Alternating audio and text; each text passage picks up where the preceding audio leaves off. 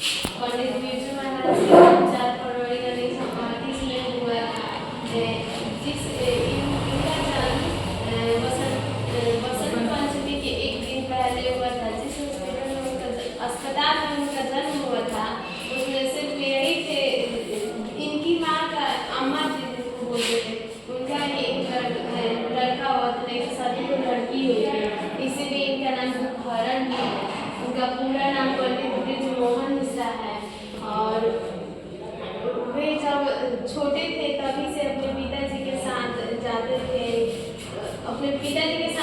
रामपुर को डांस करने जाते थे। तो एक दिन उनसे रामपुर के जो राजा थे उनसे पूछे कि तुम अपने पिता की जैसे डांस कर लेते हो? तो वो बोले हाँ कर लेते हैं। तो करके दिखाओ। तो करके वो दिखाए। तो उनको बोले कि अगर तुम इनको लाओगे तभी आप यहाँ पे रह सकते हो, नहीं रह सकते हो। तो वो फिर छोड़ दिए वे नौकरी और वे हनुमान मंदिर जो होता है वहाँ पे जाकर मिठाई चढ़ाया।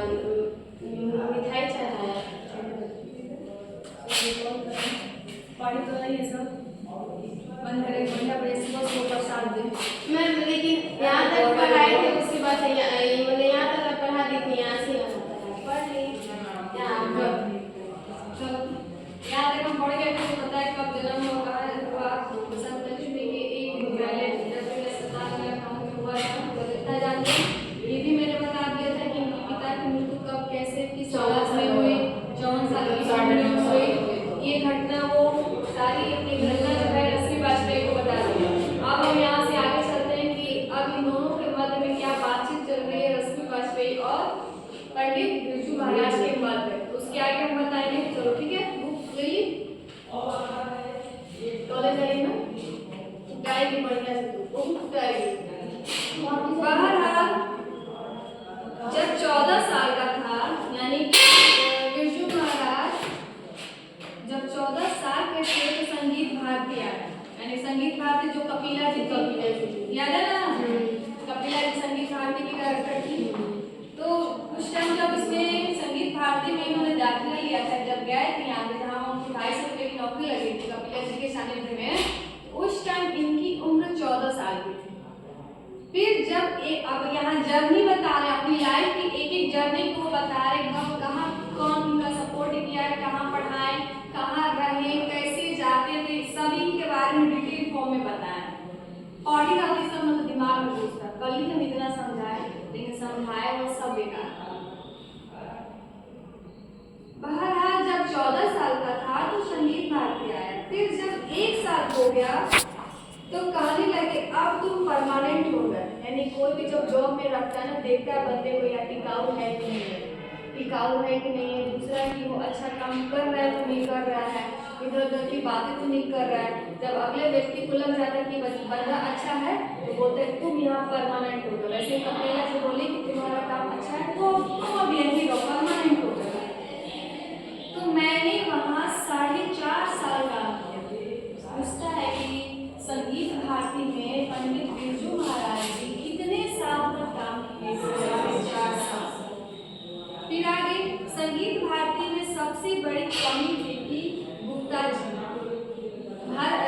भरतनाट्यम, मणिपुरी आदि बालों को तो कहते थे पंक्ति बनाकर ग्रुप फिट करो, ये करो वो करो, और समझते थे कथक में 8 मिनट का रानी करना का शो करवा दो बस वही काफी। यानी कि कथक को उतना वैल्यू नहीं देते थे।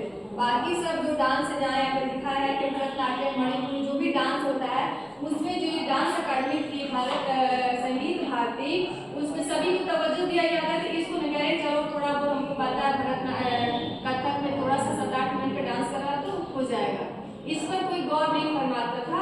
इसलिए इनको कमी दिखी, बिरजू महाराज को एनालिसिस किए।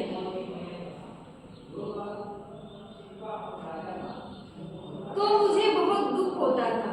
ये अपने फीलिंग्स बता रहे हैं, इनकी क्या बीती थी कि हम वहाँ जॉब करें, कितनी कमी है यहाँ पे कपिला जी की जो एकेडमी है कि, तो मुझे बहुत दुख होता था कि मैं कर सकता हूँ और मुझे करने नहीं देता। यानी इनमें एबिलिटी थी तो बचपन में पारंगत हासिल कर गए थे।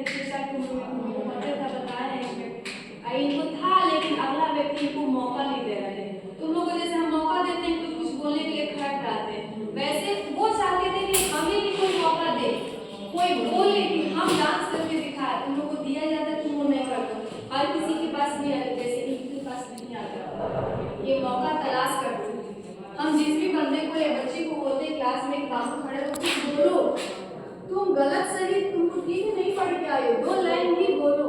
इससे क्या होगा, बोलने से ना बोलने से चलो मानते हैं तुम पढ़ के नहीं हो, ये सब मानते हैं नहीं, लेकिन जब तुम खड़े होकर मेरे सामने बोलोगी, 2 वर्ड बोलोगी बिना डरे बिना हिचकिचाए बिना कपकपाए, तुम्हारे जो लैंग्वेज है तुम्हारे में कॉन्फिडेंस होगा ना वो बिल्डअप होगा, बढ़ेगा। कि तुम 2 शब्द कह सकते हो, जब तुम धीरे धीरे यहाँ बोल सकती हो, तुमको देखोगे बच्चे में इंकरेज हो रहा है तो तुमको और अच्छा इंप्रूवमेंट कराएंगे। ऐसा बोलोगे तुम यहाँ सामने और सबको बोलोगे। तुम लोग एक वीडियो दिखा थे ना हमारा, तुम लोग को लगा कितनी ज्यादा मेरी भी कितनी कमियां हैं। यहाँ पर हम बच्चों को बस बोल देते थे तुमको ये टॉपिक जो हम पढ़ा चुके हैं अभी सिर्फ बोल देंगे, आज ये टॉपिक, ये भी नहीं बोलेंगे कल हम ये चीज करवाएंगे। क्लास आए, चलो आज हम टॉपिक का रिवीजन करेंगे, सबको अलग अलग इंडिविजुअल टॉपिक देंगे, जितना पढ़ाए हैं टॉपिक दिए बाबू जाकर हम बताओ सब बताता। अभी कुछ लायक आप लोग हुए भी नहीं हुए हो, हम कहते हैं लेकिन फिर भी तुम नहीं करते। कल कितना हम समझाए तो क्या फायदा समझाना, जिसको आगे बढ़ना है ना वो कमियां नहीं गिनाता है, बहाने वही बनाते हैं कि ये है नहीं है वो नहीं है। पढ़ना है ना तो हर कमी दूर किया जा सकता है। इनको पता होगा कि खड़ा लाइट पड़ेगा, हम लोगों को पता है कि खड़ा लाइट पड़ेगा, इससे पहले जो काम करने वाला है उसको कर लिया। तो इतना कॉन्फिडेंस चाहिए, थोड़ा सा एनर्जी चाहिए, जो कि आप लोगों में नहीं, हम फंस गए बाबू, फिर भी जितना संभव है करना ना करना आपकी इच्छा, हमें क्या ही कर सकते हैं। तो वैसे ही मौका तलाश कर रहे थे जो कि हम नहीं मिले, खलबली मच रही थी इनके अंदर से कि हमको क्यों नहीं दिया जा रहा है, कथक को क्यों इम्पोर्टेंस दिया जा रहा है। कथक भी बहुत बड़ा, सबसे भारी कोई डांस है तो कथक ही है, क्योंकि कथक को इस डांस अकेडमी में कोई तवज्जो ही नहीं दे रहा है। तो फिर आगे बढ़ते हैं, चलो। तो मुझे बहुत दुख होता था कि मैं कर सकता हूँ और मुझे करने नहीं देते, इसी धर्म संकट में मैंने नौकरी छोड़ दी। जब देखें कि क्या करूँ, मुझे टाइम नहीं दिया जा रहा, हर चीज़ के लिए नोट दिया जा रहा है, इसलिए सबके लिए नौकरी छोड़ दी। जब मेरे डांसिंग की कोई यहाँ वैल्यू नहीं है, उसी डांस की बदौलत मैं यहाँ आया हूँ। आज जब मैं नहीं करूँगा, जो काम नहीं करोगे ना तो उस पर जंग लग जाएगा, जंग लग जाएगी ना। एक तलवार है, तलवार को हमेशा यूज करोगे तो वो हमेशा धार चमकेगी, और उसको बल म्यान में रख दोगे तो कुछ नहीं खाएगा, वो खाएगा कि नहीं खाएगा, काम देगा। वैसे ही अपने बॉडी में मूर्छा आ जाएगा। अगर कोई काम तुम जैसे रिविजन नहीं करोगी ना, तुम्हारे बॉडी में पढ़ने में मूर्छा आ जाएगा, तुम नहीं पढ़ पाओगे। जो रिदम में जो इजी वे में तुम रोज पढ़ रही हो ना, इजी में पढ़ लेगा। आज से शुरू करते हैं, काम करने में शुरू करेंगे, थोड़ा सा रेस्ट करने शुरू करेंगे, कल करेंगे तो दिन निकल गया, रात हो गई, लाइट नहीं है, ऐसे करते करते कल दिन निकल जाएगा। ऐसा होता है कि नहीं होता है, ये बताइए। होता है ना।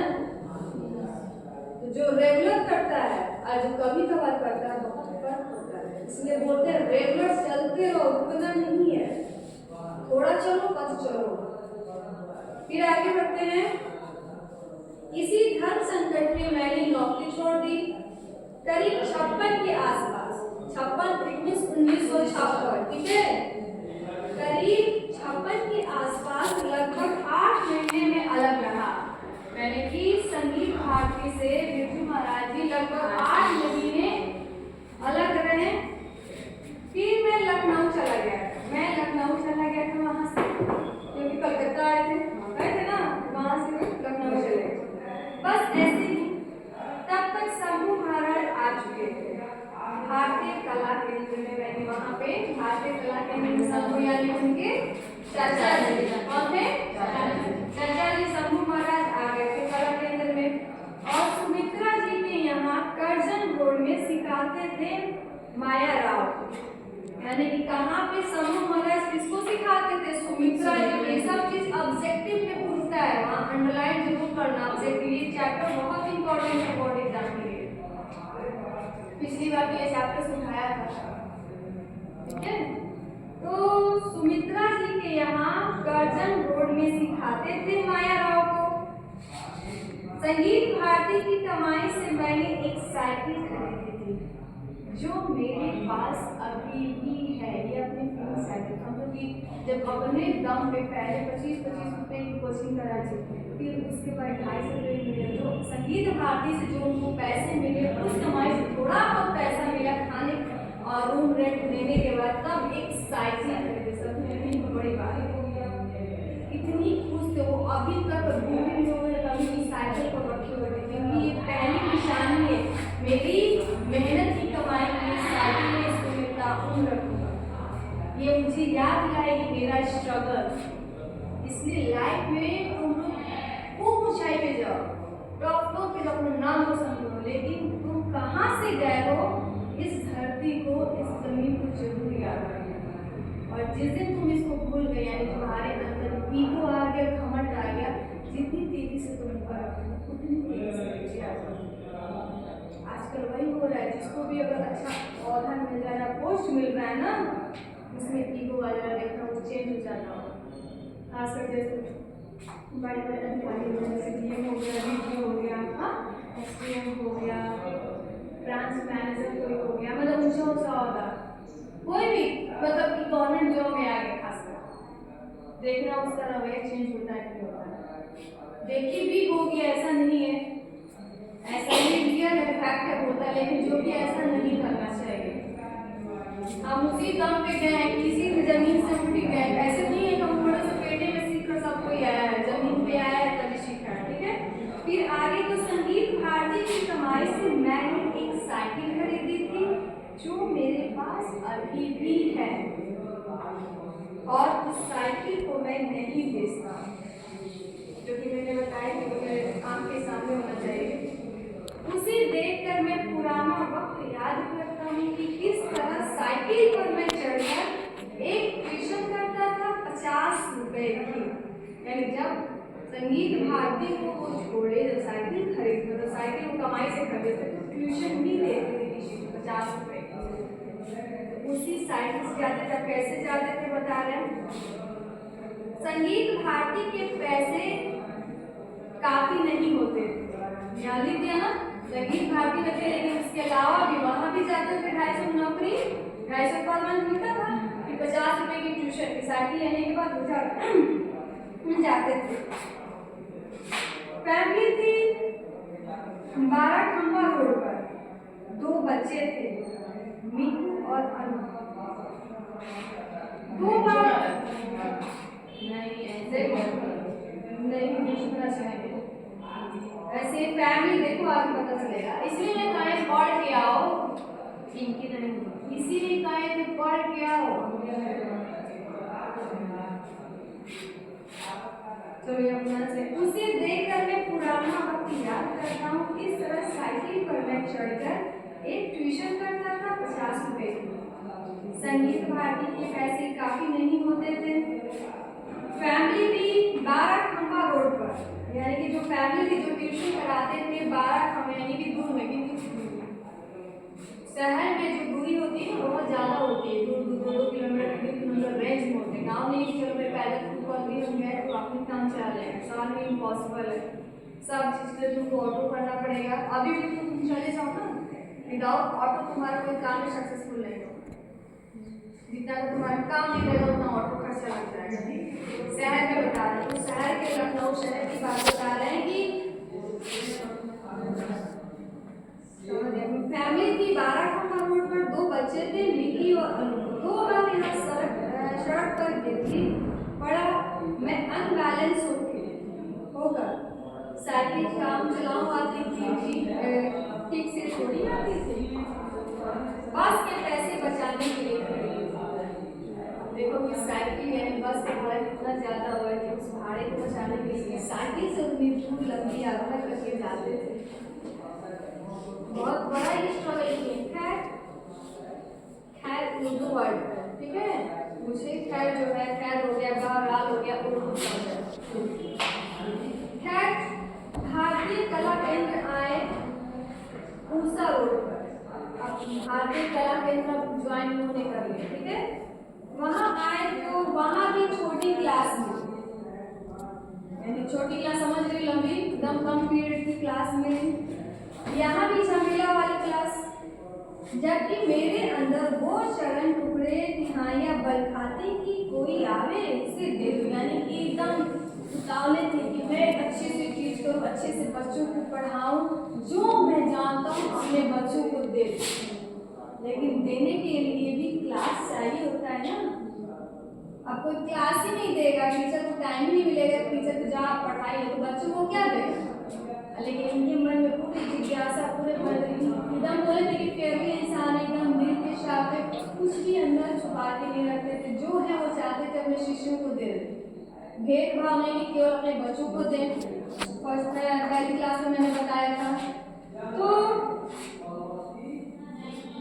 कोई आवे तो उसे दो, पर वहाँ यह था कि बड़ी लड़कियां समझदार जो भी आएंगी बड़े महाराज के पास आते हैं। जो बड़ा से बड़े औहदे पर उनके पास जो लड़के डांस सीखने आएंगे वो बड़े महाराज जी के पास आएंगे। यहाँ काहे को आएंगे, देखो अपनी लैंग्वेज में ये बोल रहे हैं, ठीक है। बिरजू महाराज यहाँ काहे को आएंगी। अब 18-20 साल का लड़का बड़े बुजुर्ग के आगे कहाँ चल सकता था। ये अपने लैंग्वेज से बता रहे हैं रश्मि बाई को बिरजू महाराज जी, कहाँ पे 18-20 साल का लड़का और कहाँ पे 40-45 साल के बुजुर्ग। वो समझे कि लड़के जो टीचर है अभी यहीं आ गए तो तुम लोग मालूम मैं भी हो गई। अब कोई यहाँ आगे मालूम धनंजय शर्मा यादव को वही है, तुम लोग कहोगे नहीं ज़्यादा एक्सपीरियंसदार वही है तो हम लोगों को वही उनसे सीखना चाहिए, हमसे नहीं सीखना चाहिए क्योंकि अभी मेरी उम्र कम है। मेंटलिटी आई, ऐसी मेंटलिटी इनके भी अंदर आई। तो कोई भी सीखने आता था तो उनके पास चला जाता था तो इनको ठीक नहीं, लेकिन फिर भी उनमें कुछ है जो इन पे काबिल, क्योंकि वो तो है बड़े। लेकिन जो चीज़ एक नया बंदे है, क्योंकि वो पहले वाला भी जानते हैं जो वो सिखा रहे हैं और कुछ अपना टेक्निक भी यूज करके बच्चों को सिखाने में नए फॉर्म में सिखाने। इस मुकाबले में उनसे मेरा और जो कि ये नहीं जानते थे इनके बहुत काबिलियत थी। अब देखो कैसे इनका निखरता है, यही से समझ रहे हो बात को। खैर उसमें से रश्मि जी एक लड़की मिली जो कि इंटरव्यू ले रही है, ठीक है। खैर उसमें से रश्मि जी एक लड़की मिली थी, उन्हें पूरे मन से सिखाया, यानी पूरे दिल से जान से सिखाया कि एकदम इस बच्ची को मुझे दे देना है, बढ़िया से कथाकार बना देना है, इतना अच्छा ये करे कि देख दुनिया कहना होगा कि बिरजू महाराज ने इसको सिखाया है, ठीक है। इसलिए भी कि हमको तो और कोई बड़ी लड़की मिलती नहीं कि इनको तैयार करेंगे, बात तो सही है। हाँ, वो तालीम देखकर जो महाराज के यहाँ थी लड़कियां अट्रैक्ट हुई, यानी खिंचाव आए। अट्रैक्ट हुई यानी कि इनकी तरफ सभी का खिंचाव आए। अच्छा अकेले थी रश्मि अच्छे से सिखाते थे, बढ़िया से मुद्रा हाथ कैसे एक्सप्रेशन कैसे करना है।